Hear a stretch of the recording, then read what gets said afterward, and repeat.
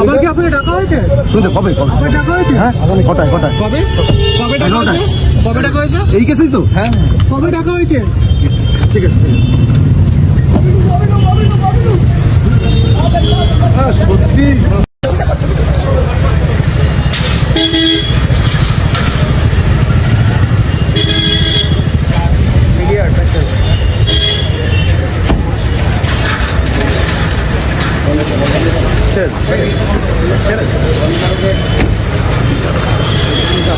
এবং কালকের যে ঘটনা, আমি এটা অত্যন্ত স্পষ্টভাবে বলতে চাই, শুধু রাজ্যের মুখ্যমন্ত্রী শুভেন্দু অধিকারীকে দোষ দিলে হবে না, এর পিছনে প্রত্যক্ষভাবে মদত দিল্লির নেতাদের রয়েছে।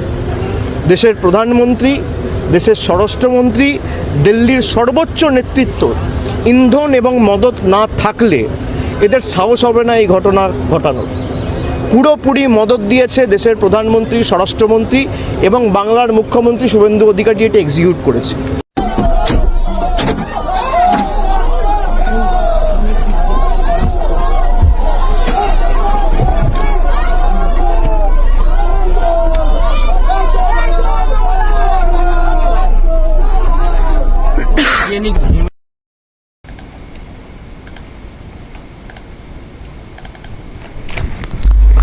দর্শক, আজকে অনেক আগেই এই খবরটা হয়েছে। আমি তো খবর এখন বেশি করছি না, তো রাতের দিকে এলাম একটা ভিডিও অন্তত ছাড়তে।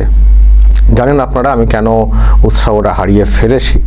যদিও আপনারা বলছেন যে এইভাবে উৎসাহ হারিয়ে ফেললে হবে না, আপনাকে কাজে থাকতে হবে, তো কাজে আছি, এনার্জি সঞ্চয় করার চেষ্টা করছি।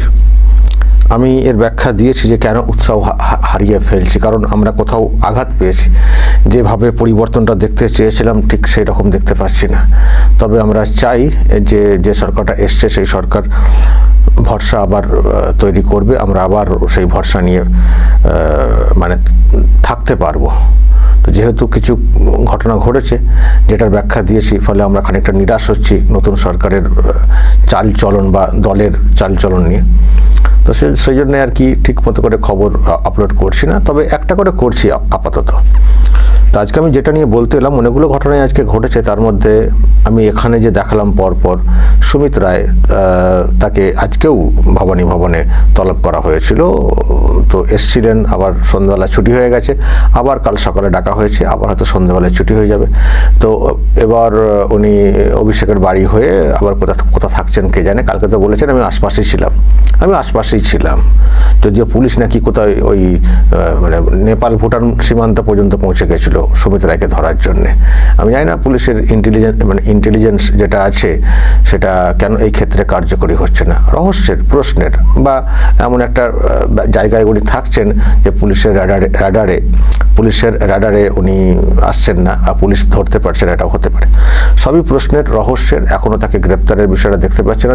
তবে যে কেসে ডাকা হচ্ছে ভবানী ভবনে, সেগুলোতে রক্ষা কবচ বা আগাম জামিন রয়েছে, সেজন্য হয়তো হচ্ছে না। কিন্তু পুলিশ নাকি আরো অনেক সব কেস টেস নথিভুক্ত করেছে, অনেক কেস, যেটা নিয়ে সুমিত রায় আশঙ্কা প্রকাশ করছিলেন যে আমাকে ওই কেসে হয়তো ধরা হতে পারে। এখানে জামিন পেয়েছি বা রক্ষা কবচ, কিন্তু ওই কেসে ধরা হতে পারে, তো আমাকে একটু রক্ষা কবচ দিতে হবে।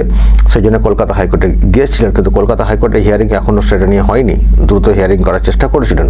তো তার মানে ওইসব কেসে অ্যারেস্ট করা যায়, কিন্তু পুলিশ এখনো অ্যারেস্ট করছে না। জানি না কোন অঙ্কে হাঁটছে, হয়তো আমাদের মাথা দিয়ে পুরো বিষয়টা বেরিয়ে যাচ্ছে, আমরা হয়তো ধরতে পারছি না, পুলিশ হয়তো কোনো ব্যাপারে হাঁটছে।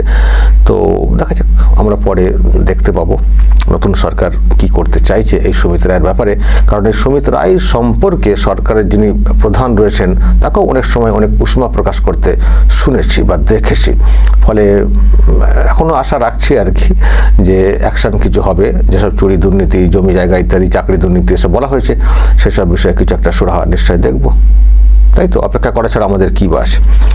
তো ওটা দেখালাম শুরুতে, তারপরে অভিষেকের বক্তব্য শোনালাম। এমন বক্তব্য বলেছেন, এখন শুভেন্দু অধিকারীকে পুরোপুরি এখন দায়ী করছেন না, বলছেন উনি তো জাস্ট এক্সিকিউট করছেন।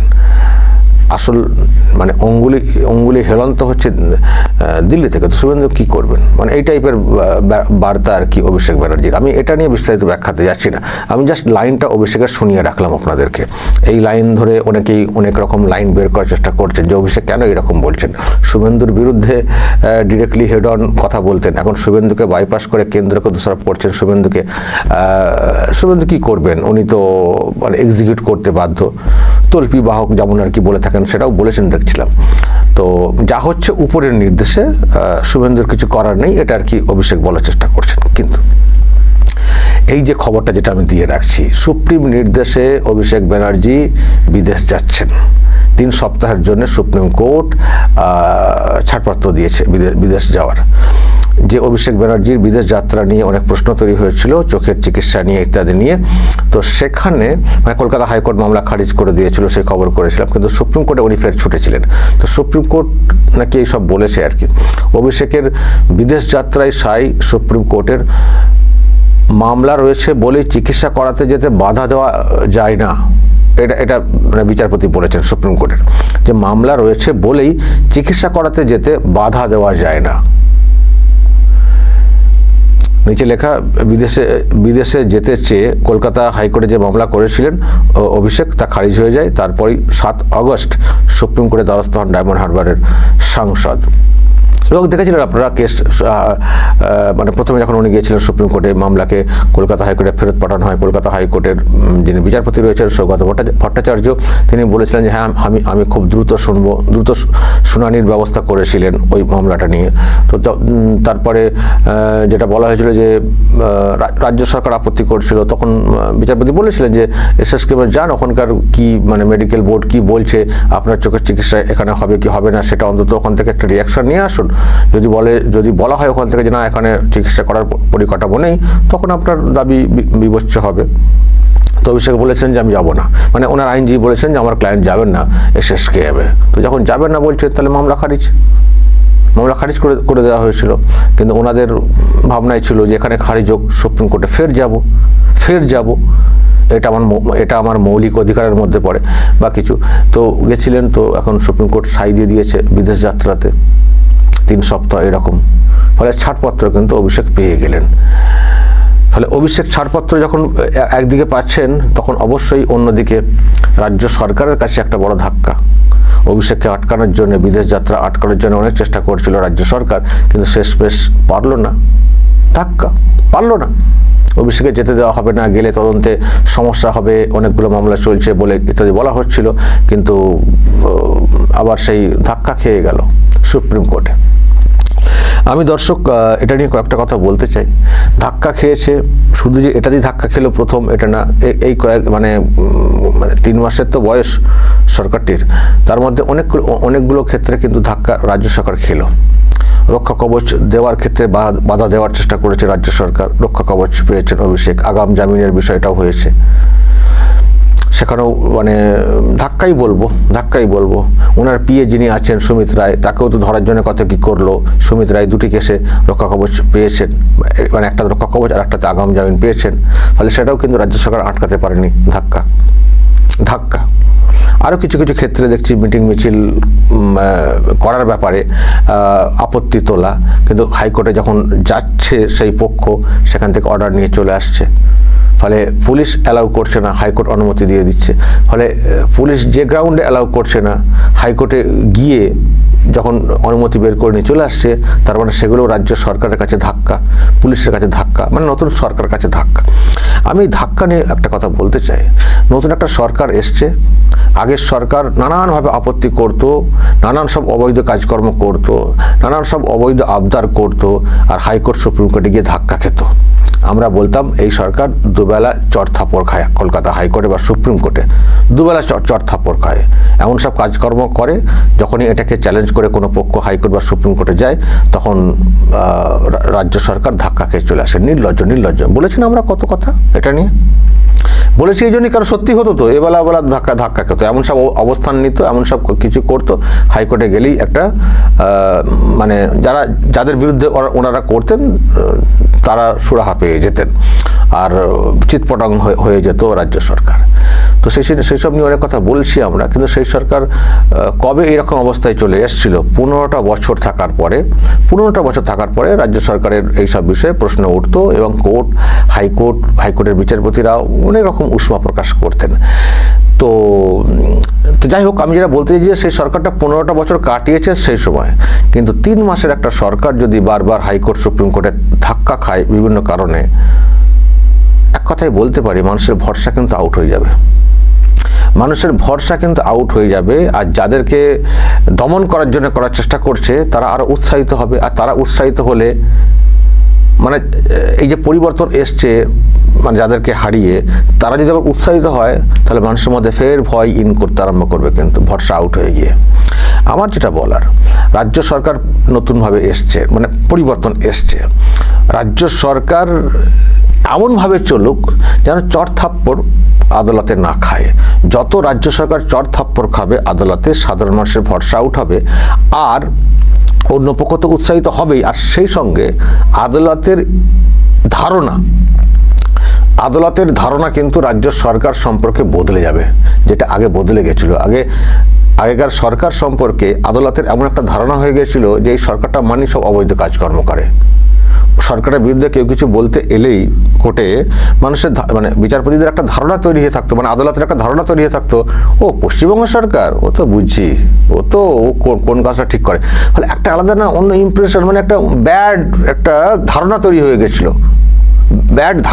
গেছিল, মানে ন্যায়ালয় বা বিচারালয়ের এতে। তো তার ক্ষেত্রে এবারে যদি তুলনায় একটু বেটার কাজও হতো, তবুও পশ্চিমবঙ্গ সরকার তো ও তো ঠিক না, মানে এই যে একটা ধারণা আগে থেকে একটা মানে হয়ে যাওয়া, ধারণা তৈরি হয়ে যাওয়া, ফলে একটা তার কিন্তু একটা ব্যাড ইফেক্ট ছিল। ফলে যদি একটা সরকার কলকাতা হাইকোর্টে বা সুপ্রিম কোর্টে ধাক্কা খায় না বারবার, এর অনেক নেগেটিভ বিষয় চলে আসবে সরকারের ব্যাপারে, ফলে সরকার পরিচালনা করতে, চালাতে, এগিয়ে নিয়ে যেতে সমস্যা হবে।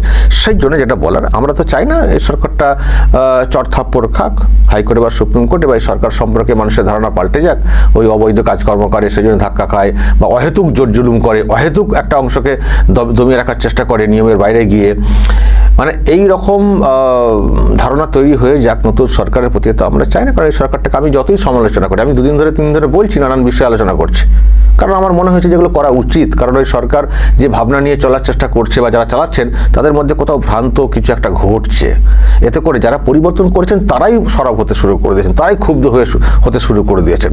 তো পরিবর্তন পন্থীরা যদি ক্ষুব্ধ হয়ে যান, তো সরকারটা কাদের উপরে ভরসা করে চলবে? শুধু কি কর্পোরেট আকারে চলবে, মানুষ থাকবেন না সরকার চলবে? এত সহজ? মানুষ পাশে থাকবে না সরকার চলতে পারবে? তো বিভিন্ন ক্ষেত্রে যদি ক্ষোভ বিক্ষোভে নেমে যায় সাধারণ মানুষ, সরকার চলবে কি করে? ফলে এত কষ্ট করে পরিবর্তন, আমরা চাই এই সরকারটা ঠিক পথে চলুক, ঠিক মতো করে চলুক। সেই জন্য কিছু সাজেশন, আমার কথা বলা মানে এই না যে আমি সরকারের বিরুদ্ধে রেড়ে করে উঠছি, না, সরকারকে শুধরানোর চেষ্টা করছি। আমার যতটুকু মত, সরকার শুধরাবে কি শুধরাবে না সেটা তাদের বিষয়। আমার অত ক্ষমতা নেই যাকে আমরা জোর করে কিছু করব। আমরা কি করি, আমরা মানুষের সঙ্গে মানুষের ব্যাপারে মানুষের ধারণাগুলো একটু তুলে ধরার চেষ্টা করি। কেউ কিছু বললে আর একটা এটা বুঝি যে আমাদের বক্তব্যে একটা জনমত তৈরি হয়।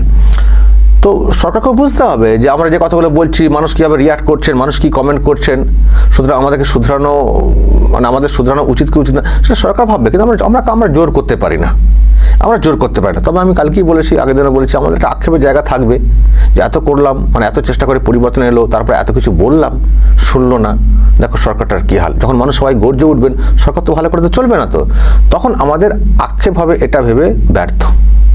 সেই জন্য আমাদের কাজ সাবধান করা, সতর্ক করা। মানুষের কথা শুনছি যা চারিদিক থেকে, আপনারা ওরাকে কমেন্টে বলছেন, সেখান থেকে আমার মনে হয়েছে যে এগুলোকে একটু শুধরানো উচিত। সরকার যাতে ঠিক মতো করে চলে, যিনি আছেন দায়িত্বে তিনিও যাতে সব কিছু ভেবেচিন্তে করেন, যাতে করে হাস্যকর অবস্থায় না চলে আসে, তাহলে ভরসা আউট হয়ে যাবে, মানুষ আবার নানানভাবে সমস্যাতেও পড়বেন, আর মানুষের মনে অন্য রকমের রিয়াকশন হবে। ফলে আমরা চাই সরকারটা ভালো করে চলুক। তাই সরকার যে কোনো সিদ্ধান্ত নেবে একটু ভেবে চিনতে, একটু ভেবে চিনতে সরকারকে সিদ্ধান্ত নিতে হবে, যেন ওই একদিন দুদিন ছাড়া ওই রকম খবর না আসে মিডিয়াতে। আজ আবার ধাক্কা খেলো রাজ্য সরকার, আবার মুখ থুবড়ে পড়লো রাজ্য সরকার, মুখ থুবড়ে পড়লেন মুখ্যমন্ত্রী। এই কথা যদি মিডিয়াতে লাগাতার আসতে থাকে না, সরকারের হাল খারাপ হয়ে যাবে। সেই জন্য বলছি, আমরা চাই না, আমরা মোটেও চাই না, আমরা সরকারকে এখনো সময় দিতে চাই। 3 মাসটা বিরাট সময় না। আমরা বুঝছি যে 3 মাসে একটা অ্যান্টি হাওয়া চলে এসছে। আমরা চাই এটা পজিটিভ আকারে নিয়ে আসুক বর্তমান সরকার, আর নিয়ে আসুক কেন্দ্র। ভোটের সময় তো অনেক কিছু বলেছিল, এই দেবো সেই দেবো, কি দিচ্ছে? কেন দিচ্ছে না? ডাবল ইঞ্জিন সরকারের স্বপ্ন আমরা তো দেখেছিলাম, ডাবল ইঞ্জিন সরকার এলে অনেক কাজ হবে। আমরা তো সে আশায় বসে আছি। ডাবল ইঞ্জিন সরকার এলে বিরাট বিনিয়োগ হবে, শিল্প হবে, বলেছিল না? আমরা শুরুর দিক থেকেও সত্যি একটা হিসেব দেখছিলাম, হিসেব দেওয়া হচ্ছিল, সেগুলো প্রচারও আনছিলাম, ভালো লাগছিল শুনতে, সত্যি এত বিনিয়োগ আসছে, শুনতে ভালো লাগছিল। তো এখন পর্যন্ত আমরা তার বাস্তবায়ন কি দেখলাম? একটা জাঙ্গিয়া কারখানার, মানে গেঞ্জি জাঙ্গিয়া কারখানার একটা কি শিলান্যাস, একটা ইউনিট বৃদ্ধি, আর দই, আর একটা শ্যাম স্টিল না কি একটা দেখছিলাম, বাদ বাকি কোথায়? আর এখনো দেখছি টাটার গল্প চলছে, টাটার সঙ্গে কথা হচ্ছে। আর একটা কথা যদি ফাইনাল হয় তবেই বলবেন মানুষকে।